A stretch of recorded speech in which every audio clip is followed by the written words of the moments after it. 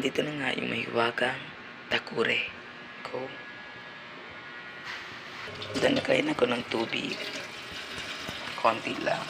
Nandyan nga sa may hiwagang kalan. Ito nga yung ulam namin na isaw na adobo. Kakain tayo maya. At ito na nga yung ulam for today's almusal. Maraming salamat po sa inyong mga suporta sa YouTube channel ko po. I highly appreciate it. Thank you.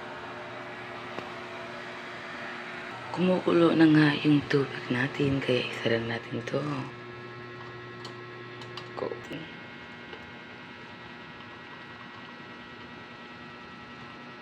Ito na yung ating breakfast. Kakain na tayo.